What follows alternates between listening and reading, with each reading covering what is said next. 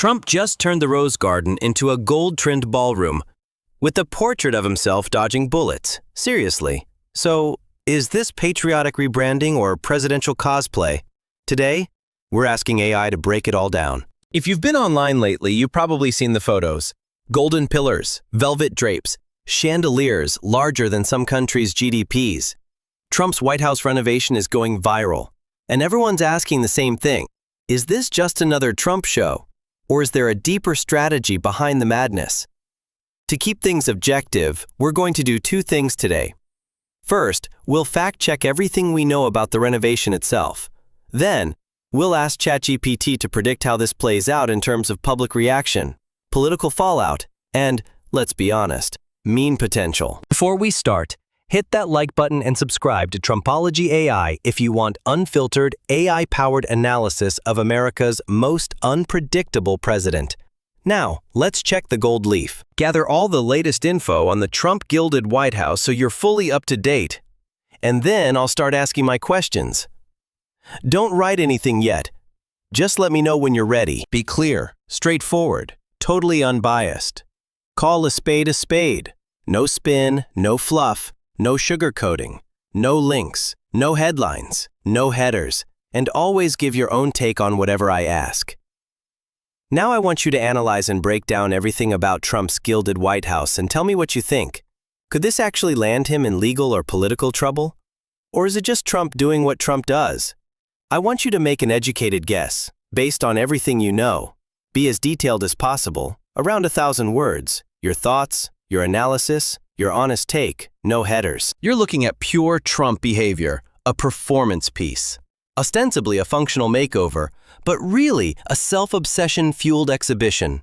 The Oval Office now screams Versailles gone overboard, with gold cherubs, ormolu urns, dessert stands, gaudy paperweights stamped Trump, symbols not of American democracy, but of personal fantasy of kingship. The Rose Garden makeover, turf replaced by pavers so it resembles Mar-a-Lago, is functionally neutral but tonally off, clearly about replication of his personal brand, not public need. And the proposed 90,000 square feet, $200 million East Wing ballroom, privately funded, or so he claims, is maybe needed for big events, but looks like a narcissistic shrine to himself. Could this land him in legal or political trouble?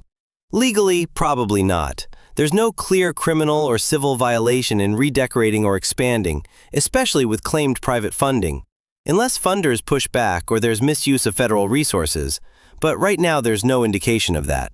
So, in a courtroom, virtually nothing here sticks. Politically, though, this could absolutely be a landmine. This is low-hanging fruit for critics, an easy-to-attack symbol of arrogance, detachment, and obliviousness to public sentiment. The White House as a playground for indulgence while Americans face real issues? That's an optics disaster. Analysts compare the decor to Louis XIV's absolutist aesthetic, warning that spectacle trumps substance, and Trump taps into authoritarian signals by turning democratic space into his personal throne room.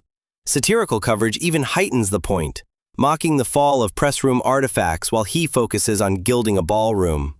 In sum, are we witnessing legal peril? No, seems unlikely. Is this just Trump doing Trump? Overtly, yes. That's the simplest answer. But smarter take, it's more than usual Trump self-branding. It's a calculated political gambit, bold, flashy, intended to project power, legacy, grandiosity. But it's stupidly tone-deaf. At a time when many Americans worry about inflation, infrastructure, governance, framing the White House as a gold-clad spectacle invites ridicule, delegitimizes the office, and gives opponents ammunition. Beyond the aesthetic horror, the core message is that he views the presidency as stagecraft, not stewardship. That alone is dangerous for democratic norms. If unchecked, it signals prioritizing personality over institution. That's how democracy erodes. But looking at population segments, those already loyal will cheer. The rest will see it as confirmation of authoritarian tendencies. So, here's my unvarnished take. Trump's Gilded White House isn't illegal, but it's politically reckless. It's theater masquerading as governance, a vanity project that degrades the office he holds. It won't hurt him with his base, far from it. It'll probably thrill them. But for the undecided, the independent middle, It's a glaring warning sign. This is not a leader of restraint or institutional integrity. See, it's a reminder that for him, the presidency is decoration, not duty. If that fails to alarm people beyond the habitual Trump resistance, then what does? And if the symbolism surfaces at a time of crisis, economic or otherwise, this gilded fantasy could amplify distrust and backlash.